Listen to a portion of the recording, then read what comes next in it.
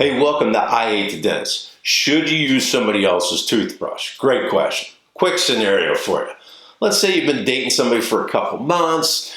She invites you over to a dinner party, some close friends, and guess who else? Thad, the old big brother, is coming along here. Now, you know Thad. He's going to be eyeballing you the whole party. He's going to be reporting back to the parents, letting them know yay or nay whether or not you're long-term relationship material. So after you've nervously worked your way through the veggie platter and some rye boat dip, you see Thad standing in the corner and mosey on over and decide to strike up some light conversation, politics, religion, and you've decided to throw that new investment idea you have out. Great idea, right? And you know, the whole time you're missing, your girlfriend's giving you the universal, hey, you got something stuck in your teeth. And finally, when Thad's filled with all your BS, he leans forward and goes, you know, dum-dum, you have some carrot in your teeth. So with all that, you nervously retreat to the bathroom and lock yourself in that place because out of complete embarrassment. And now a new dilemma starts. You start scurrying around with a finger and the fingernail trying to get this thing out, looking all over for something to use. And the last resort is that soggy toothbrush that's sitting on the counter there. Who knows how long that thing's been sitting there.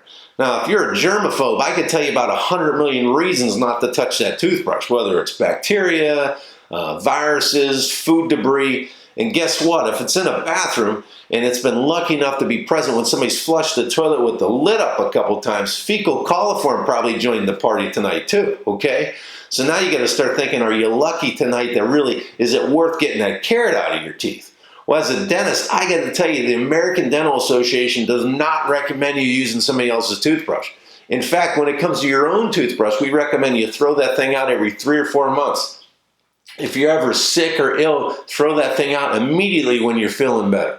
When you do use your toothbrush, rinse it off really good before and after you brush, and always stand it up so that it can dry in the open air. You don't want to be sticking it in some sort of case where more bacteria can be harbored. Toothbrush sanitizers do exist and they work, but you know, all you really need is some hydrogen peroxide or some antiseptic mouth rinse. Put your brush in there once a week for 15 minutes and you're good to go. Now, if I'm that guy that's stuck in the bathroom and I got to go outside and face that and get rid of that carrot, I'm probably going to be making a calculated risk here. Now, if I'm not sick and she's not sick and one day I want to get my toothbrush sitting next to hers on the sink, you know, I'm not going to make a habit out of it, but I'm going to probably use that toothbrush for a couple seconds because it's not going to be the end of the world. And the only last question you have is, are you going to tell it? Hey, thanks for tuning in to I Hate the Dentist. And that's alright, you hate the dentist, 'cause we love you anyway.